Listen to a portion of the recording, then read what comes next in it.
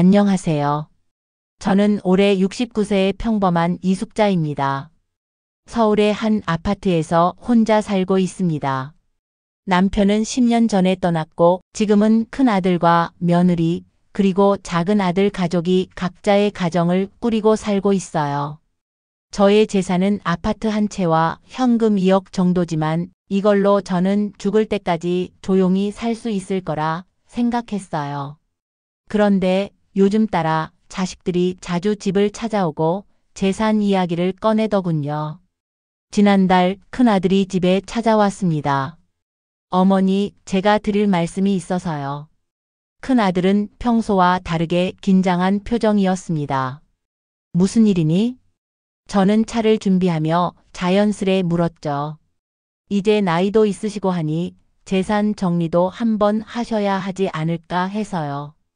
아버지가 돌아가셨으니 저희에게도 이 집 재산의 권리가 있잖아요. 그 순간 차를 따르던 제 손이 멈췄습니다. 갑자기 그런 얘기를 왜 하니? 아직 내가 이렇게 멀쩡히 살아있는데? 그리고 아파트는 원래 내가 산 내 명의였어. 아니, 엄마 저 요즘 너무 힘들어서 그래요. 어차피 엄마 혼자 지내기엔 집이 너무 넓잖아요. 이 집 파시고 엄마 혼자 지낼 작은 집으로 가고 저 좀 도와주세요. 뒤이어 방에서 놀던 손주를 데리러 온 며느리가 끼어들었습니다. 어머님, 손주 잘 키우게 좀 도와주세요. 그 순간 제 가슴이 서늘해졌습니다. 내가 작은 집으로 옮기면 너희들이 생활비를 줄 거야? 여태 너희들이 부모한테 받아가기만 했지 용돈 한 번 준 적 없잖니? 그런 너희를 내가 어찌 믿고 집을 팔겠니? 주택연금 받아서라도 내가 내 앞가림해야지. 절대 이 집 못 판다. 그리고 너희 앞가림은 이제 너희가 해. 더 이상 부모에게 기댈 생각 하지 말고. 그러자 큰 아들이 하는 말이 더 가슴을 찔렀습니다. 자식이 어렵다는데 도와줄 생각 없는 엄마 저도 필요 없어요. 하며 아들과 며느리는 손주를 데리고 문을 쾅 닫고 나갔습니다. 순간 제 머릿속은 아득해졌습니다. 문득 떠오른 건 아들들이 초등학교 다니던 시절이었습니다. 그때 저는 시장 난전에서 채소와 과일을 팔며 하루하루 생계를 이어갔죠.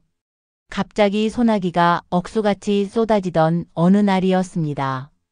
과일과 채소가 젖지 않게 비닐을 씌우고 있었는데 갑자기 큰아들이 시장 골목으로 뛰어들어왔어요. 엄마 나도 도울게요. 큰아들은 우산도 없이 젖은 몸으로 뛰어와 저를 돕더군요. 그 뒤로 작은 아들도 달려왔습니다. 감기 걸리면 어쩌려고 우산도 안 쓰고 다니니? 엄마가 걱정돼서 막 뛰어왔어요.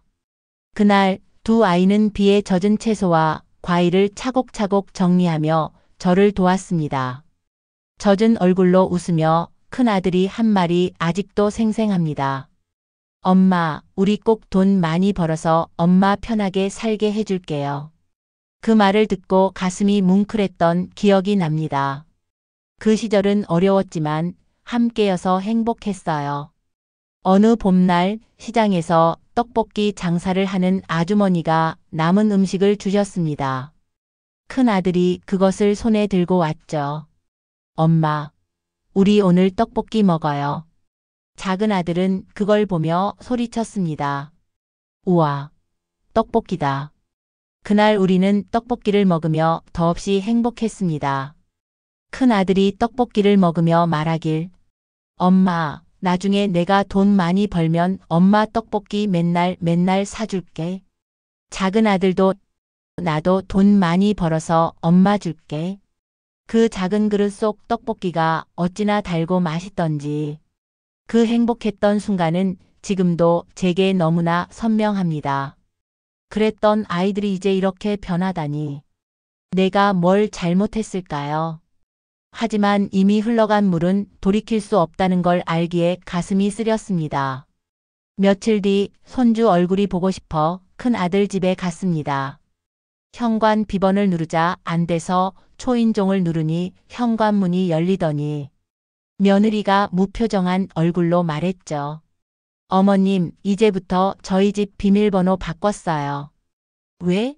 내가 들어가면 안 되는 거니? 이제 저희 가족만 좀 편하게 살고 싶어서요. 그리고 애 아빠가 어머니 집에 못 오게 하라고 했어요. 진우 지금 없으니 그냥 돌아가 주세요. 그렇게 문 앞에서 문전박대를 당하고 돌아오는 길에 손주와 영상통화를 하니 엄마 아빠가 그러는데 할머니는 돈만 좋아하는 사람이래요. 손주의 목소리를 들었을 때 저는 손이 떨려 전화를 놓칠 뻔했죠. 하지만 저는 그렇게 생각하지 않아요. 할머니 힘내요. 저는 손주의 말에 눈물이 터져 나왔습니다. 오냐 우리 손주. 할머니 생각해주는 사람은 너뿐이구나. 고맙다. 그렇게 손주가 보고 싶으면 가끔 영상 통화를 하기로 했어요. 그런데 작은 아들도 제가 전화를 하면 엄마 요즘 좀 바빠서요. 다음에 연락드릴게요. 한때 저에게 살갑던 작은 아들도 저를 멀리하는 듯한 느낌이었어요. 그날 작은 며느리가 전화로 말했습니다. 어머님, 큰 집에서 재산 얘기하던데. 어머님도 오래 혼자 사셨잖아요. 이제 저희도 힘드니까 아파트를 나누시면 좋지 않을까요? 그 순간 저는 너무나 황당해서 아무 말도 할 수 없었습니다. 며칠 후 작은 아들이 아내와 함께 찾아왔습니다. 엄마, 형님도 그렇고 나도 요즘 너무 힘들어요. 작은 아들은 머뭇거리며 말을 꺼냈습니다. 왜, 무슨 일인데 그러니? 아버지 돌아가시고 상속분이라는 게 있는데 아파트를 팔고 자식들끼리 나누는 게 어떨까요? 그 말을 들은 순간 머릿속이 하얘졌습니다. 니들 아버지가 남긴 재산은 없다는 걸 너희가 잘 알잖니? 그러면 나는 어디서 살란 말이냐? 나보고 어디로 가라는 거야? 제 목소리가 떨렸습니다. 사실 무능력한 남편 때문에 평생 시장에서 제가 장사를 해서 집을 사고 아들들 장가도 제 힘으로 보내줬었습니다. 그냥 작은 방 하나 구하셔서 사시면 되죠. 저희도 자주 찾아뵐게요. 며느리는 억지 미소를 지으며 말했습니다. 나보고 작은 방으로 들어가라고? 내 집에서 쫓겨나서? 숨이 막혀 말이 더 나오지 않았습니다. 너희들을 내가 어떻게 키웠는데 나한테 이럴 수가 있니? 이런 소리 하려거든 다신 찾아오지 말거라. 하고 돌려보냈습니다. 지엄마가 얼마나 고생했는지 아는 아들들이 이렇게 나오니 억장이 무너졌습니다.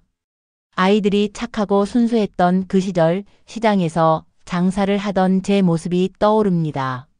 하지만 그 시절이 행복하면서도 고통스러웠던 이유는 남편 때문이었어요.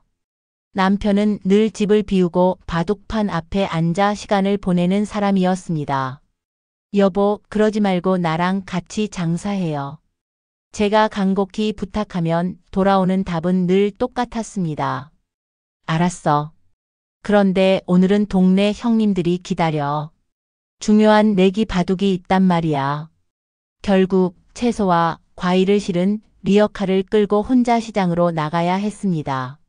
어깨는 늘 아팠고 집에 돌아오면 손이 터질 듯 부었지만 남편은 한 번도 고생했다는 말 한마디 없었어요. 남편은 늘 아침 일찍 나갔습니다. 애들한테 밥이나 챙겨주고 나가면 안 돼? 제가 말해도 남편은 담배를 물고 느긋하게 대답했죠. 오늘은 중요한 대국이 있어서 그래. 늘 그렇듯 온통 바둑에만 신경이 가 있었죠. 돌아오는 건 언제나 늦은 밤이었고 텅 빈 주머니를 쥐고 온 남편이었습니다. 내가 이기려고 했는데 하필 오늘 운이 안 좋더라고. 남편은 투덜거리며 술을 마시곤 했습니다. 저는 더 이상 기대조차 안 했는데 어느 날은 여보, 이제 나도 일자리를 알아볼게. 남편이 진지한 얼굴로 말했지만 말뿐이었어요. 며칠 뒤 남편은 또다시 바둑판 앞에 앉아 있었습니다. 남편이 병으로 세상을 떠났을 때 그가 남긴 건 빚뿐이었어요. 그걸 뻔히 알고 보고 커왔던 아들들이 재산을 논하다니요. 며칠을 눈물로 지내다가 손주가 보고 싶어 학교 앞에 갔습니다. 멀리서 손주가 친구들과 뛰어오는 모습이 보였죠. 반가운 마음에 손주에게 손을 흔들었는데 며느리가 갑자기 나타났습니다. 어머님, 여기서 뭐 하세요? 며느리의 차가운 목소리가 날카롭게 들려왔습니다. 그냥 손주 얼굴 보러 온 거야. 잠깐만 인사하면 안 될까? 며느리는 손주를 급하게 끌어안으며 말했습니다. 저희가 지금 바빠서요. 그리고 학교로 찾아오지 마세요. 손주가 울먹이며 제게 손을 뻗었지만 며느리는 서둘러 손주를 차에 태웠습니다. 할머니, 할머니. 손주의 울음소리가 들려왔지만 차 문이 닫히고 차는 떠나버렸습니다. 그 자리에서 한동안 움직일 수 없었습니다. 돈 안 준다고 이렇게까지 나를 밀어낼 줄이야. 손주마저 못 보게 하다니. 눈물이 하염없이 흘렀습니다. 그날 저녁 집에 도착하자 큰 아들에게서 전화가 왔습니다. 어머니, 솔직히 말씀드릴게요. 저희도 더 이상 어머니 고집을 봐줄 수 없어요. 고집이라니? 내가 뭘 잘못했다고 이러는 거니? 어머님 재산 저희가 책임지고 관리할게요. 그게 모두를 위해 더 낫지 않겠어요? 그 말을 듣고 나니 정신이 번쩍 들었습니다. 가만히 있다가는 아들놈들에게 당할 것 같았어요. 그제야 깨달았습니다. 이제 나는 자식이 없다 생각하고 살아야 하겠구나. 남편복 없는 년은 자식복도 없나 보구나. 신세 한탄을 하며 울며 불며 밤을 꼬박 새웠습니다. 다음 날 밤 작은 아들에게서도 전화가 왔습니다. 엄마, 형님이랑 잘 얘기하세요. 저희 좀 도와주면 좀 좋아요. 너희가 원하는 게 뭐냐? 솔직히 말해봐라. 엄마, 솔직히 말씀드리면 아파트는 너무 크잖아요. 엄마도 작은 집으로 옮기시면 좋지 않겠어요? 저는 더 이상 참을 수 없었습니다. 이제 그만해라. 너희들이 원하는 대로 될 것 같니? 이 집은 내 전부야. 죽을 때까지 여기서 살 거니까 꿈도 꾸지 말아라. 수화기를 내려놓고 한참을 울었습니다. 며칠 뒤 갑작스레 큰아들과 며느리가 들이닥쳤습니다. 어머니, 은행에 가야 하니까 도장 좀 주시죠. 며느리는 현관에 서서 팔짱을 끼고 말했습니다. 은행은 갑자기 왜? 저는 황당해서 두 손을 뻗어 막아섰습니다. 집 담보로 돈이라도 좀 주세요. 아들은 눈이 뒤집힌 듯 막무가내였어요. 내 재산 내가 알아서 할 거야.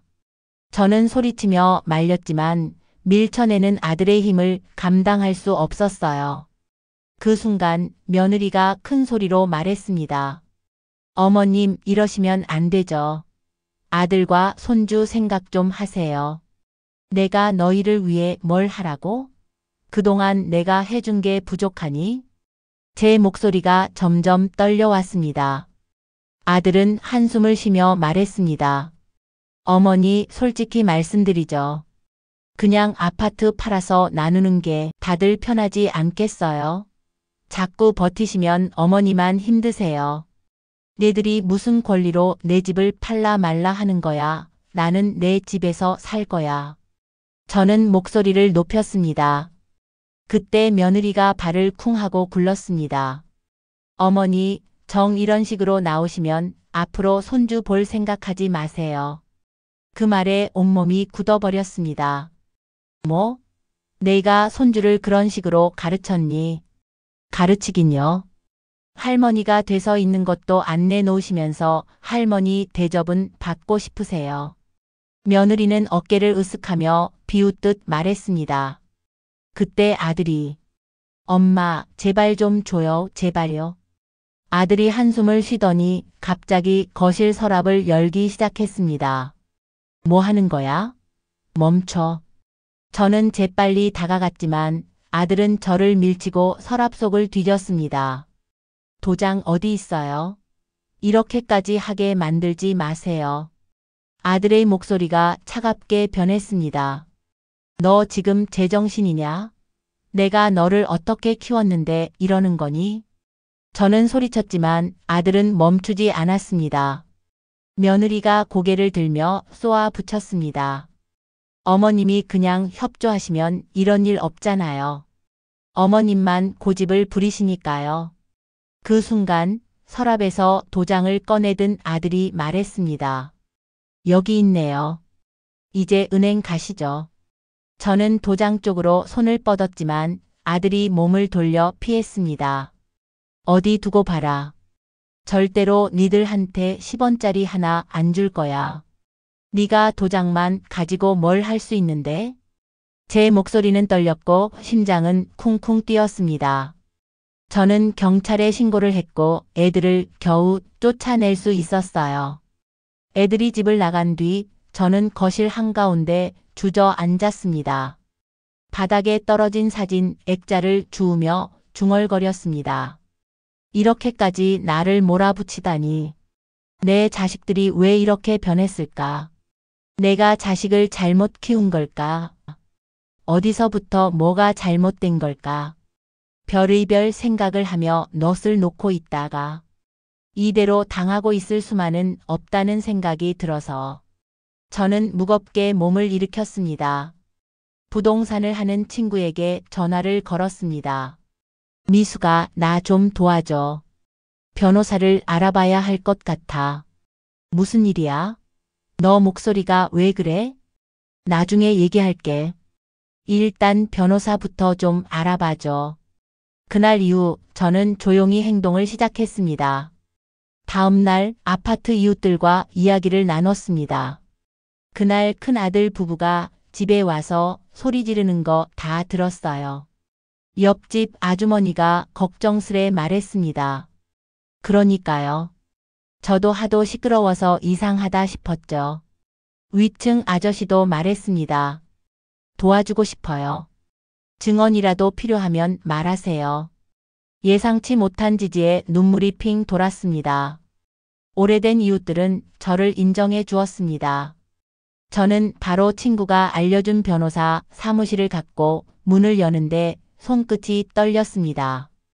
안녕하세요. 상담을 받으러 왔습니다. 중년의 변호사는 친절한 미소로 저를 맞이했습니다.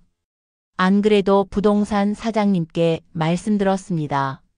무슨 일로 오셨나요? 저는 자식들과 있었던 일을 하나하나 털어놓았습니다. 아이들이 재산을 강제로 빼앗으려 하고 있어요. 심지어 도장을 몰래 가져가려고 했습니다. 변호사는 제 말을 다 들으며 고개를 끄덕였습니다. 어머니 말씀 듣고 보니 이건 단순한 가족 간 갈등이 아니라 법적으로 심각한 문제가 될 수 있습니다. 제가 할 수 있는 게 뭐가 있을까요? 변호사는 차분히 설명했습니다. 우선 자산을 보호하기 위해 가압류를 신청할 수 있습니다. 또한 자녀분들의 협박 행위를 증거로 남겨두는 것이 중요합니다. 증거요? 어떤 걸 준비해야 하죠? 통화 녹음, 문자 메시지, 그리고 목격자의 증언도 중요합니다. 주변 분들께 도움을 요청해 보세요. 그 말을 들은 순간 저는 그날 큰아들과 며느리가 집에서 벌였던 소동이 떠올랐습니다. 옆집 아주머니가 그날 상황을 진술해준다고 했지. 변호사가 말을 이어갔습니다. 자녀분들이 혹시 치매 진단서를 조작하려 하거나 정신 이상으로 몰아가려는 시도가 있다면 반드시 병원의 공식 진단을 확보해 두셔야 합니다. 알겠습니다. 제 모든 걸 걸고 준비하겠습니다. 그렇게 결심을 다지며 사무실을 나섰습니다. 다음 날 저는 옆집 아주머니를 찾아갔습니다. 그날 있었던 일을 증언해 주실 수 있을까요? 아주머니는 망설임 없이 고개를 끄덕였습니다. 당연하죠. 그날 너무 심하게들 하더라고요. 제가 다 봤어요. 이어 관리사무소를 찾아가 CCTV 영상을 요청했습니다. 할머니, 그날 현관 앞에서 소란이 있었다고 들었어요. 저희가 영상 보관해 두었으니 필요하면 드릴게요. 관리소 직원이 적극적으로 도와주겠다고 약속했습니다. 그리고 다시 변호사 사무실을 찾았습니다. 녹음 파일과 목격자 진술을 확보했습니다. CCTV 영상도 있습니다. 변호사는 자료를 확인하며 고개를 끄덕였습니다. 이 정도면 충분히 승산이 있습니다. 어머니, 걱정하지 마세요. 저희가 법적으로 끝까지 도와드리겠습니다. 며칠 후 변호사로부터 연락이 왔습니다. 가압류 신청이 받아들여졌습니다. 자산이 보호될 겁니다. 그 말을 듣고 한시름 놓았지만 큰아들에게서 전화가 왔습니다. 어머니, 가압류라뇨? 대체 왜 이러세요? 너희가 내 재산을 함부로 하려 했잖니? 이건 나를 지키기 위한 조치야. 큰아들은 한숨을 쉬며 소리쳤습니다. 어머니, 이러시면 가족 다 끝입니다. 끝내자고 먼저 시작한 건 너희야. 너희들이 이럴 줄 정말 몰랐다. 저는 단호히 말하고 전화를 끊었습니다. 그날 밤 작은아들도 찾아왔습니다. 엄마, 형님이랑 너무 심하게 싸우지 마세요. 솔직히 집 팔아서 나누면 이럴 일도 없잖아요. 전 잘 되길 바랄게요. 잘 되길 바란다니. 내가 내 상황을 알기나 하니? 왜 자꾸 날 압박하는 거야? 작은아들은 말을 흐리며 고개를 숙였습니다. 엄마, 그냥 우리도 조금만 도와달라는 거예요. 그 순간 저는 이제는 자식들로부터 완전히 벗어나야 한다고 다시금 결심했습니다. 이제는 자식들이 무서워졌습니다. 가족이라는 핑계로 멀쩡한 저를 정신병원에라도 넣으면 어쩌나 싶어 병원 기록을 떼놓은 것을 항상 주머니에 넣고 다닙니다. 그날 밤 다이어리에 차근차근 준비 과정을 적어 내려갔습니다. 며칠 후 저는 변호사와 다시 상담했습니다. 변호사님, 재산을 압류하는 게 아니라 제가 평생 먹고 살 수 있도록 철저히 보호하고 싶어요. 자식들이 건드리지 못하게요. 그렇다면 신탁 설정을 추천합니다. 어머님께서 원하시는 대로 자산을 관리하면서 자녀분들이 접근할 수 없게 하는 제도입니다. 저는 고개를 끄덕이며 물었습니다. 그게 가능할까요? 물론입니다. 신탁 계약을 통해 어머님께서 필요하실 때 자산을 사용할 수 있고 다른 누구도 손댈 수 없게 만들겠습니다. 저는 바로 신탁회사에서 재산을 관리하는 계약서를 작성했습니다. 이제 어머님의 아파트와 자산은 모두 신탁 관리로 넘어갑니다. 어머님만 사용하실 수 있고 자녀분들은 접근이 불가능합니다. 신탁 관리자와 공증 변호사가 철저히 절차를 확인했습니다. 변호사 사무실을 나오면서 그제야 안심이 됐습니다. 그런데 일주일 후 큰아들에게서 전화가 왔습니다. 어머니, 이게 다 무슨 일이에요? 이제 아파트는 어머니 것도 아니고 저희도 손 못 댄다고요? 저는 차분히 대답했습니다. 그게 너희가 원하는 바 아니었니? 내가 관리 못할 것 같아서 걱정이라더니 이제 신탁 관리자가 알아서 해줄 거다. 엄마, 이건 아니죠. 큰아들이 소리쳤지만 저는 더 이상 흔들리지 않았습니다. 너희가 내게 준 배신의 대가다. 이제 내 남은 삶은 너희가 아닌 나를 위해 살 거야. 엄마, 끝까지 가보자는 거야? 이젠 엄마도 아니야. 법대로 어디 한번 해보자고요. 저는 전화 내용을 녹음하면서 가슴이 무너져 내렸습니다. 며칠 뒤 작은아들이 아내와 함께 찾아왔습니다. 어머님, 저희도 힘들어요. 이번만 도와주세요. 그럴 거였으면 나를 이렇게 몰아세우지 말았어야지. 저희가 정말 뉘우치고 있어요. 어머님, 한 번만 봐주세요. 너희는 항상 그랬다. 뉘우친다고 하고 돌아서면 똑같았어. 이번에는 내가 더 이상 넘어가지 않는다. 작은 아들은 저를 달래고 얼르고 화도 내고 했지만 제 마음은 확고했어요. 어디 한번 엄마 혼자 자식 없이 잘 살아보세요. 화를 내며 돌아가는 작은 아들의 뒷모습이 너무 낯설었어요. 왜 내게 이런 일이 일어나는지 정말 서럽더군요. 이젠 정말 자식들에게서 철저하게 정을 떼야 한다고 결심했습니다. 이런 자식들이 제가 아프면 요양원에라도 보내주겠습니까? 저는 제 앞가림을 하기 위해 아파트 일부를 임대하며 생활비를 마련하기로 했습니다. 근처에 대학교가 있어 여자 대학생, 하숙생을 모았어요. 할머니, 이 방 진짜 아늑하네요. 잘 부탁드립니다. 학생들은 제게 인사하며 월세 계약을 맺었습니다. 저는 다시금 생각했습니다. 내가 언제 자식들 도움을 받고 살은 적 있었나? 그러나 자식 아무 소용없다 생각해도 손주가 보고 싶어서 미칠 지경이었어요. 그런데 며칠 후 어느 날 현관 벨이 울렸습니다. 누구세요? 인터폰 화면에 비친 얼굴은 다름 아닌 그토록 보고 싶던 손자였습니다. 할머니, 나예요. 엄마 몰래 왔어요. 제 가슴이 철렁 내려앉았습니다. 어떻게 온 거니? 너희 엄마가 알면 큰일 나지 않겠니? 손자는 저에게 손을 흔들며 말했습니다. 할머니 보고 싶었어요. 엄마가 할머니 나쁘다고 했지만 전 안 믿어요. 저는 문을 열고 손자를 안았습니다. 그래, 보고 싶었다. 아유, 내 새끼 우리 진호. 손자는 제 품에서 눈물을 흘렸습니다. 할머니, 저도 할머니랑 같이 살고 싶어요. 그날 이후 손자는 틈틈이 저를 찾아왔습니다.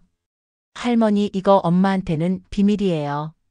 손자가 가져온 작은 사탕을 보며 저는 웃었습니다. 손자와 함께 시간을 보내며 저는 생각했습니다. 내가 가진 걸 나눠줄 사람이 있다면 이 아이밖에 없겠구나. 며칠 뒤 저는 다시 변호사 사무실을 찾았습니다. 저의 모든 재산을 손자 앞으로 남기고 싶어요. 제가 세상을 떠난다면 말입니다. 변호사는 고개를 끄덕였습니다. 네, 어머님. 유언장 작성을 도와드리겠습니다.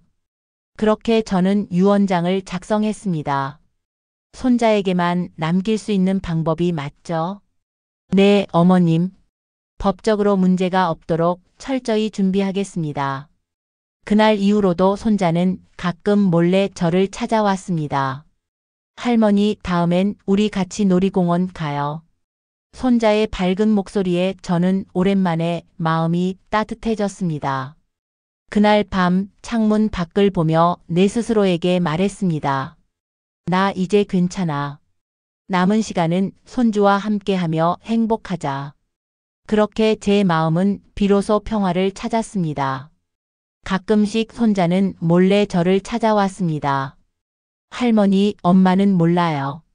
오늘은 여기 잠깐 놀다 갈게요. 저는 손자를 꼭 끌어안으며 웃었습니다. 그래, 잠깐만 있어도 좋아. 너와 함께하는 시간이 내겐 최고의 행복이야. 손자와의 시간을 보내며 저는 유언장을 완성했습니다. 내 남은 재산은 나를 끝까지 사랑해준 손자에게 남긴다. 변호사 앞에서 서명하며 제 마음은 비로소 가벼워졌습니다. 이제 걱정하지 마세요. 어머님 뜻은 확실히 지켜질 겁니다. 그날 밤 창밖을 바라보며 혼자 약속했습니다. 그래, 이제 괜찮아. 남은 시간은 나를 위해 그리고 이 아이를 위해 행복하게 쓸 거야. 그날 밤 저는 오랜만에 편하게 잠을 잘 수 있었습니다. 이야기를 마치며 한 말씀 드립니다. 가족이라는 이름으로 상처를 주는 사람과는 과감히 거리를 두는 것이 중요합니다. 진정한 가족은 혈연이 아닌 마음에서 비롯됩니다. 여러분도 자신의 가치를 소중히 여기는 선택을 하세요. 여러분은 어떤 관계에서든 스스로를 소중히 여기며 살아가기를 바랍니다. 구독자 여러분, 오늘 사연에 공감이 되셨다면 댓글로 여러분의 이야기를 들려주세요. 그럼 다음 시간에 또 뵙겠습니다. 감사합니다.